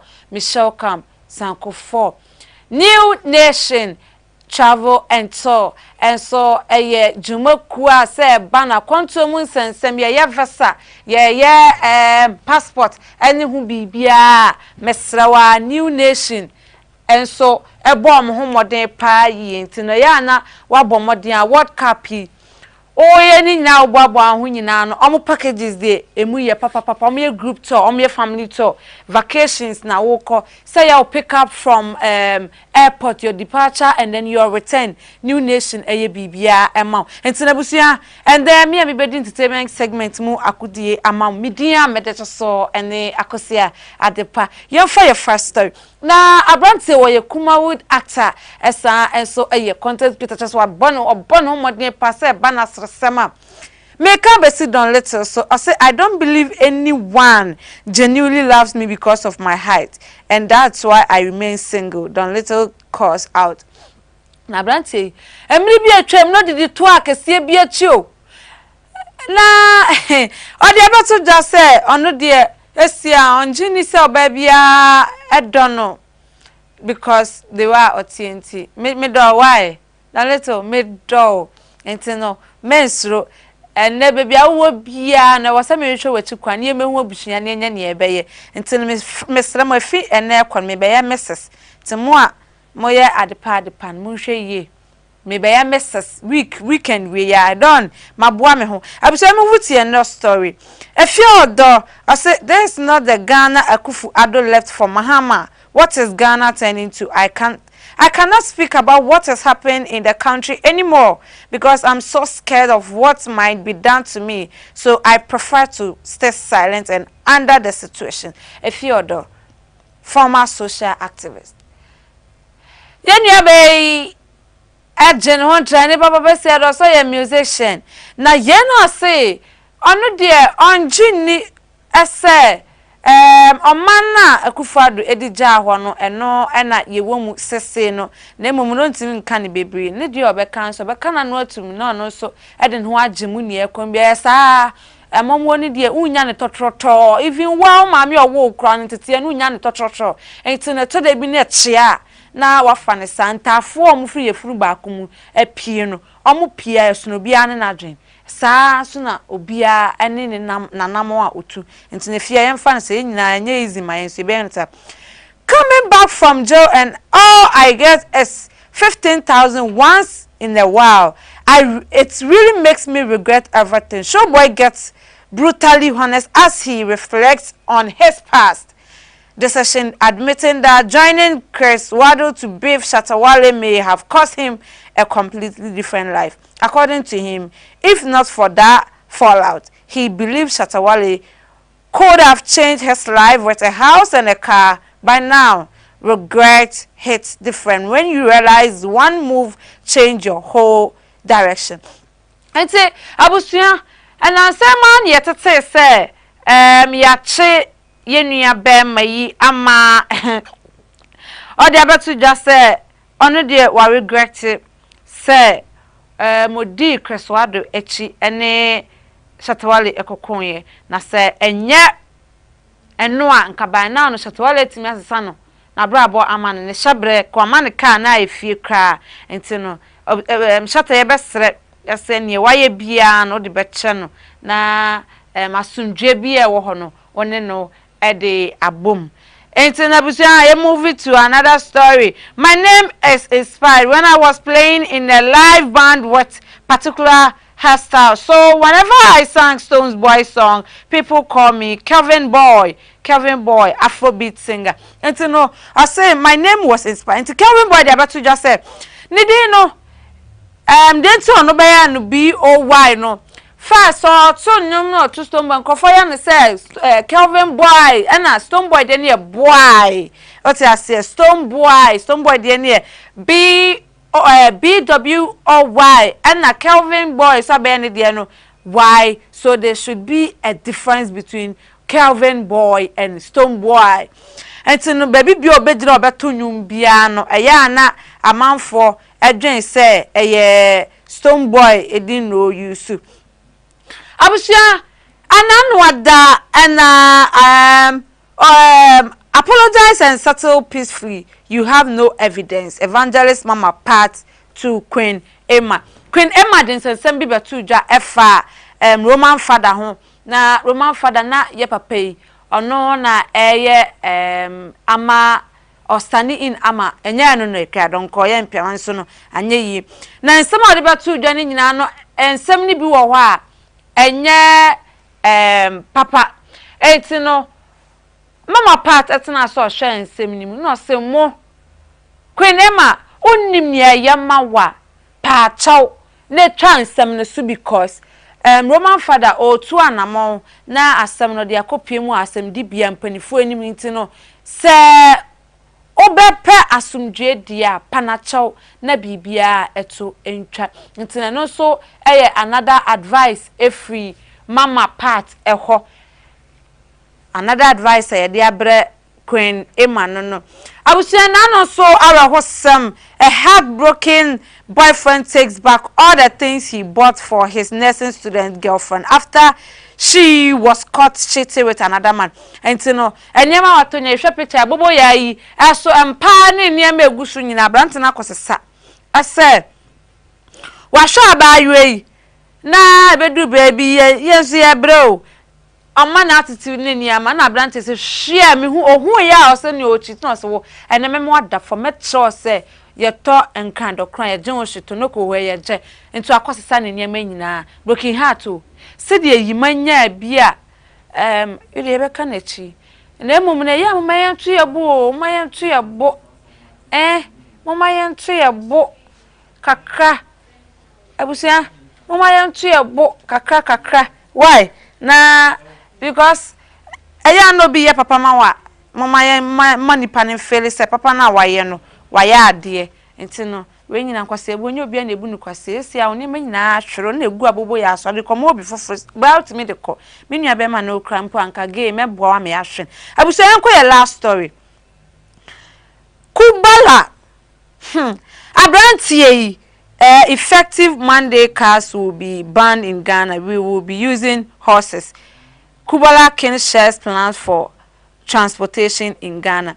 Na abrantie ye deporte ne ba Ghana enche obedru ye wo hyemra bebre afempo de ose Ghana fo nya be ba koto no e wone na ase na ye na no de abetu dwase ye be bande cars esiano e free Monday aircon ye be bande cars enko ye be use horse entina bushia pesca na Kubala se obe bande cars efi omayimu nta ya no amoton cars mesemesi amunya ehye na mufa horse mra na ntimi entobi abusu ye de story besi ane akoye creative art enanu wada mama ye Ghanaian Guinness World Record artist Padiki paint life for the king of Ichwani entino me mami owo a part of Pan Africa Ghana na Sharon Padiki dede mami bo no mode oba besia ono tibi jane na so bo painting Edmund tie ne niama na mami ekowo kame ohini bi ohini ni be Etwani ehine ena ye mami esene mami ma art fa na mefa enja okwenti mo hwe na eno na eda screen so ye mami na wini Ghana Guinness World Record of artists painting te ban painting say ba bonensa no a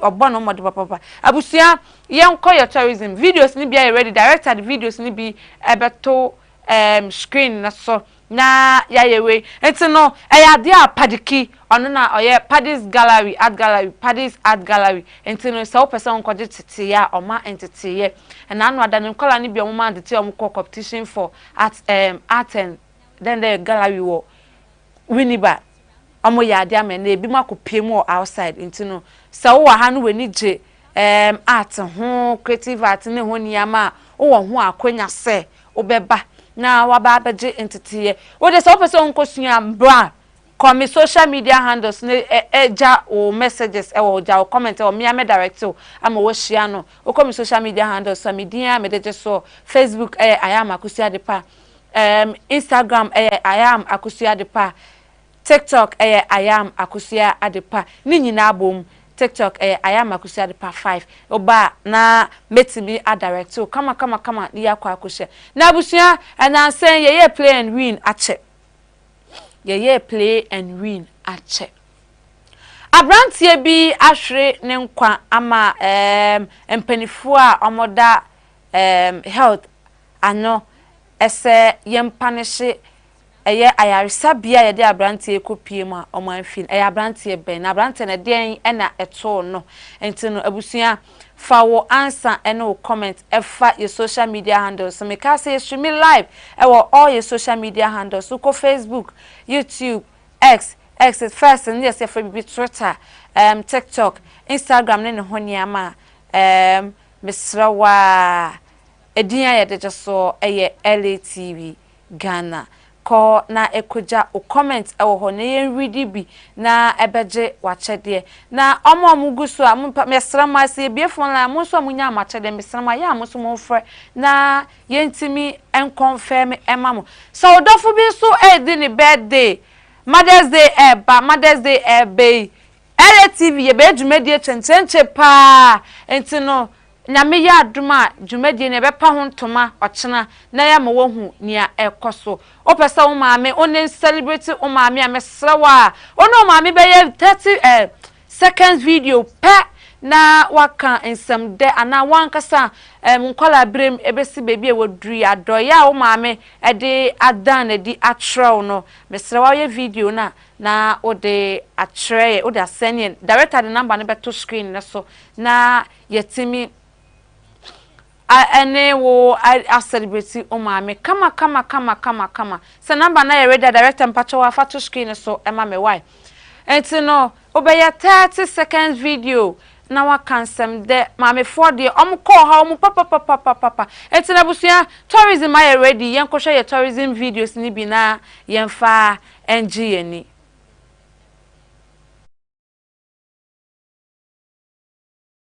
Journey into the heart of Ghana's wild side, Kakum National Park. Now, if you've ever dreamed of walking above the treetops, surrounded by the sounds and sights of a living, breathing rainforest, this is your place. Kakum is tucked away in Ghana's central region, not far from the historic towns of Cape Coast and Elmina. It covers about 375 square kilometers. Think of it as a green ocean, stretching as far as your eyes can see. What makes Kakum stand out? For starters, it's one of the few national parks in Africa birthed by the local community, not just a government declaration.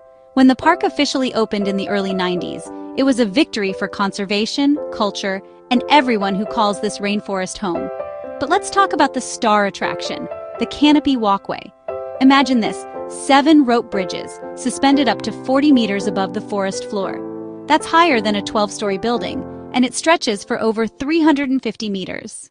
The walkway was built in 1995 by 2 Canadian engineers working with local craftsmen, and here's the cool part, not a single tree was harmed. No nails into bark, just sturdy planks, ropes, and a ton of careful engineering. Stepping onto the bridge is a rush, your heart's pounding. The bridge sways a bit everywhere. If you're lucky, you might spot a forest elephant far below, or hear the distant calls of Diana monkeys and hornbills. Kakum is home to over 40 species of mammals, more than 270 bird species, and get this, more than 600 types of butterflies. Some of them only discovered here. Every guided tour is a crash course in rainforest life.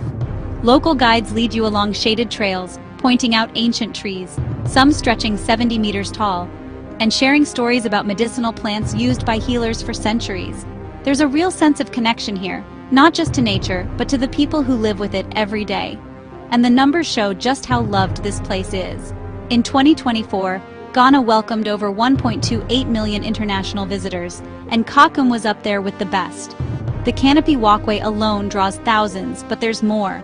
Rainforest hikes, bird watching. Alright, I say Emma Aquavasa, what Jebre, Eta Wakonya Muchuku, Etramiti, audio ya yeti any phonia, ye kwashe ye video, ye tourism, that's Kakum National Park, and Tinebusia, canopy walking so untimin kowa, me say Esaweni and Sasa ye catchable, Modiano copiemo, Nefa and Kalano, and so enko juin. Abusia, aha, na medimanu besimi, that's a seven mammy technical nyina no ma ho aden a omode tai yechi enye o ma yentimi emetena senti besema mo bo ampa ya no mabobi nso ama wom eya ade a team ni nyina ye ready ma test Mr Reggie ni Adepa Square musu nyame enkam ho se da ni da nyina mo kan ye ho ma ye de Morning Breeze dwumedie ebeso mahwefo a omohwe abuso ebetwa ho sima ye ba team ni ba betena se na yato aso ye kwaba.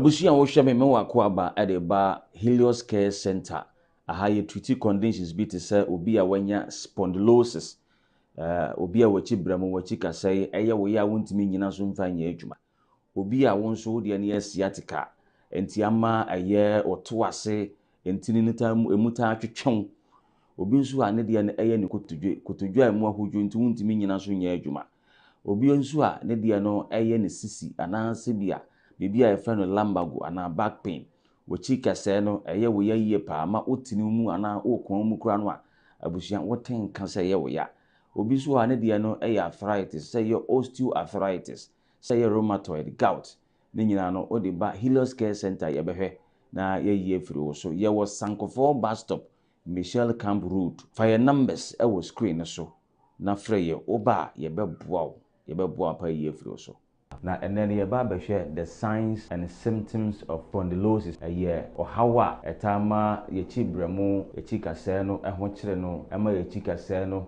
eho etochiba enti ema obi oho no mo a onamo a na wachia ana se eta eye ne ya yie pa onubi oho no mo so a onamo a otimi hu se obere yie ana se ogina wo se wo ye adwuma ana se wo ye ade a otenka se na chikase no eta eye ne ya yie pa abusia de atia ne se wachika sai ebe hya ase ayewo ya enema bi a wo hu no ene se ontimi nante se de ya na nka otimi enante kane no obi nso ho no mo a na chika sai no eya na emu etai eye no titiriti ana se de anka nipa bi a wachika sai etimi ya flexible na se wo pese wo kun mu a watimi akon mu no obi ho a waka se won kun ne mu a abusia ontimi enkoa ni mu obi nso ho no mo a sabi wo se eba se bi a esese wo gya ne nan kura no a eya no won te se sabi esese o gya ne nan obehwa na chese wo gya ne nan agu ne ho eno ane efre ne se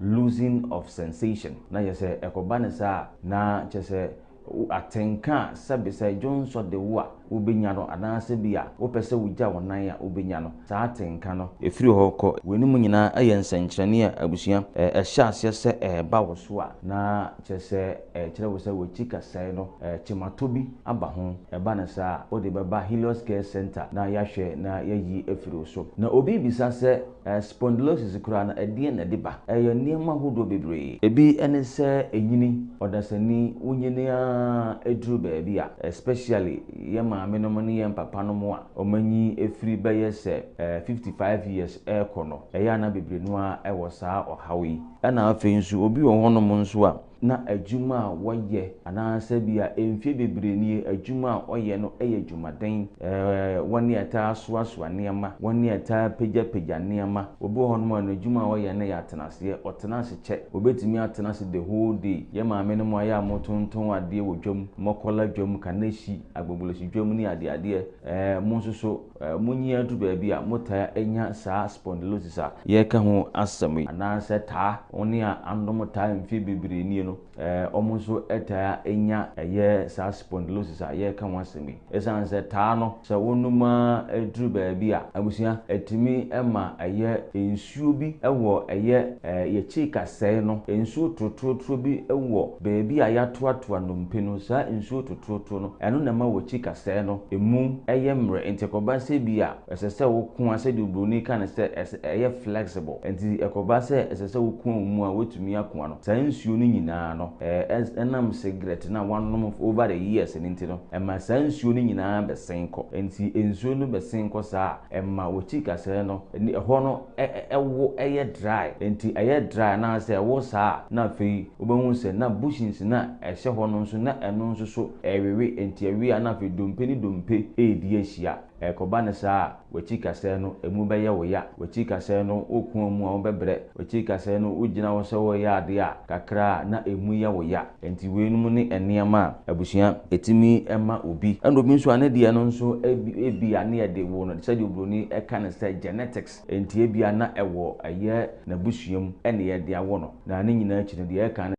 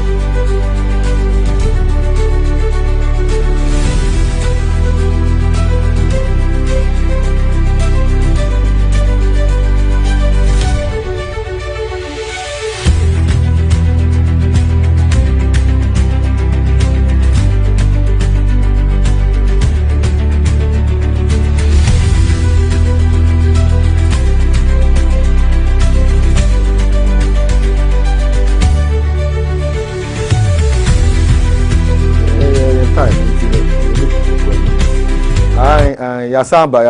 I for Yasamba. Mefa enase kese pa Emma Mama Tess. And that Mama Tess topic no the brain no. Sa esin ho asem no. Se many wa aka metu ho na mo de da. Aha. You see, a word to the wise is in the Kobina she say northern region. Na me sanfa enase kese so pa Emma ya yenua ba ko pe a ba no sports dia chese uhim ne him ya ne hwe anye yi o tintim ho pa sports empress ono so this sports no brain no chese hu se bibia cause then me hwe ne glasses na wa na me say na glasses we ada okoto Italy na okoto Germany o say made in Ghana am say the way the mentias anye made in Ghana onim ne di if any say ma me hwe glasses no ma me hwe eno ase che say eboni last nyuma o boy okay ma me hwe ma we ya bi na no shinto fi hon omo mo ton shades no kwa no bisa so pe ma me hwe na ma me hwe ma me hwe sa na star girl pache na we say you behwe say you special birthdays be mention mama yenso ya adofo omo do ye pa no ha yenso ye chiro mo se do mo pa ti matters yenkwe and me sha se dia nene minua bi pa na ene o UK na me so o hwe ye fe no din a ye different ye fola ekua donko but esan say obi aye ne koto dwenti no ye frɛ no Mrs. Fola Anna Nefrepon ya papa from Prince the wife ene odi ni bebe so kai from Prince music producer Prince the producer Dina Samuel ne ne yiri birthday omo UK sisi ntino ekua nyame nhyira na bibia enkosum ni se birthday de on fanche original day no ene age ndi ayamo se wonu se na ni dey no nti de rade ase ara na ma mu pam age kura bokra sa na e fam obia nti no happy birthday obia ma happy birthday me ni mi kiri nyina obia happy birthday husband ene nkwala no osikani ni ade nyina why ti ebefia ni akasa nti me ma woda pa me senya mi hia de ma bambo pa na mo fa no se dia eya hard ni bra form kakra na soft why nti ade omo nyi kakra nti no obeka se hwe ha de uye ugya nkwala na ombe se egora na so de nti ono de ni onye gya wo what why ade ye mo happy birthday kese pa ade pa de beto so ana happy birthday kese so enkoma Elizabeth Obobi Lizzie ene eye wawoda we a big celebration from Morning Breeze morning show eku nyina from omane wona fofo nyina ene wodwuma fine almost ene ye ma awoda kese ye ma happy birthday nyame nya o kese bibia do nsabesom no mane nya nhira emma bibia bosom pants nyame ntie emma LTV ye adofo ho ofe pa yo ho ofe pa na ye aka ye sponsors aka ba ko pe aka ba usan ba ko ho Mr Mr Francis Tony ene no so se nyame nhira abiafo ahanum nsem no de ya na ye pese ye di hye ekuku abaka because ye ko biensesi ya ade so abe wa hase no enya asem ade ben kasa o no comment eti ye bada mo ase pa asem so wo fidie no to ha anope mu ne ye ahwibo mu pa ewo LTV morning breeze show no mu anti enye wa ase enti ye mamumu pa ne hwe echina ye besan aba na echina ye ba ye din nsem na de pa bra we mse de bia no ye nsem a de ba en se ye be ma musumo hu ne ekoso wi ase afa na nyina efa ese business o se de na wo ye o sports entertainment health ni nyina ye de bra na chese muso motimo nya monto mapa efra bia akonkan ma abrabo mu enti enu ti ne ye de bia no pa no ye ti ase ye china so ye be san aba mo hye ye kan say kra take note Munshane so me no na na yira kakra take note pa shane so pa say there ye bantem 7:30 ni ahya ase enti want to be on so TV ni ntem da ba me say how no so edi nyama bebre no eto akwan mu won say I love my accent say no say ankofo nya agye ho pa che say anope apa no say den Julio or say den August ni Hulai ni na ni nem yes your accent ni na we should be proud of our accent say bia wo fi no say so why you proud what say aha na me fi say ni kasa on say Nigeria for muka shon sa na ha e china ye be sound ya bro na bibia konka ye ma mo ba ye be hia china